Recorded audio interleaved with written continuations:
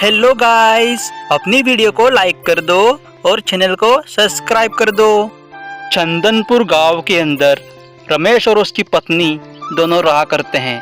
रमेश बहुत ही गरीब होता है, इसीलिए सुबह में उठता है और जंगल की तरफ निकल जाता है। जंगल जाता है और वो लकड़ियाँ काट कर अपना जीवन गुजारता है। एक दिन इसको गुरुदेव मिलते हैं।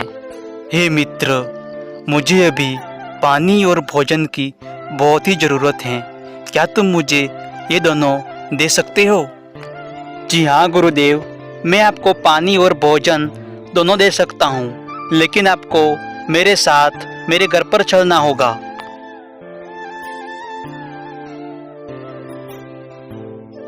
रमेश बहुत ही बढ़िया खाना बनाता है। इसके ऊपर गुरुदेव भी बहुत ही प्रसन्न होते हैं। तुम्हारा शुक्रिया रमेश, तुमने मुझे इतना बढ़िया खाना खिलाया। तुम जो भी मांगना चाहते हो वो मेरे से मांग सकते हो। गुरुदेव, मैं आपसे यही मांगना चाहता हूँ कि मेरे पास भी एक अच्छी गाड़ी हो और एक अच्छा घर हो। रमेश, तुम चिंता बिल्कुल भी मत करो, कुछ दिन में ये दोनों तुम्हारे पास में ही होंगे। इतना बोलकर गुरुदेव होते हैं वो भी जंगल की तरफ फिर से निकल जाते हैं, और जो रमेश होता है वो भी लकड़ियाँ काटने के लिए वो भी अपने घर से निकल जाता है। लेकिन तभी इसके घर में हलचल शुरू हो जाती है और एक सोने के सिक्कों से भरा हुआ घड़ा निकलता है। शाम को जब रमेश आकर देखता है तो वो हैरान रह जाता है। अरे, ये चमत्कार तो गुरुदेव का है। अब तो हम इसको बेचकर नया घर और नई गाड़ी खरीदेंगे। लगभग 1 महीने के बाद वही गुरुजी रमेश के घर पर पानी पीने के लिए फिर से आते हैं। जय श्री कृष्णा, कोई घर पर है क्या?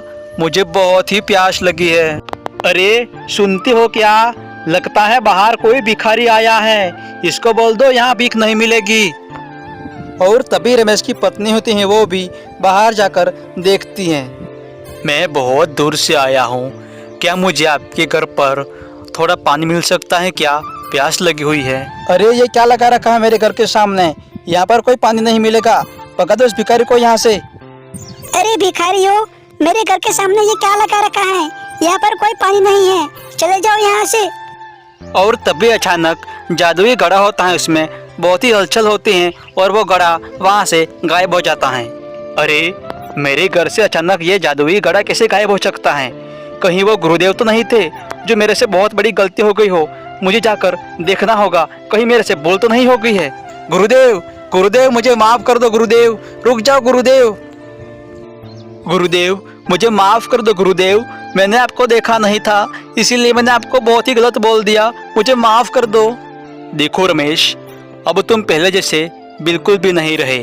अब तुम बहुत ही घमंडी हो गए हो, इसीलिए ये घड़ा भगवान ने छीन लिया है। अब तुम्हारे पास ये घड़ा कभी नहीं आएगा। तब रमेश को अपनी गलती का एहसास होता है। वो घर पर आकर बहुत ही जोर जोर से रोता है। तो हेलो गाइस, वीडियो देख लिया, वीडियो को लाइक कर दो और चैनल को सब्सक्राइब कर दो।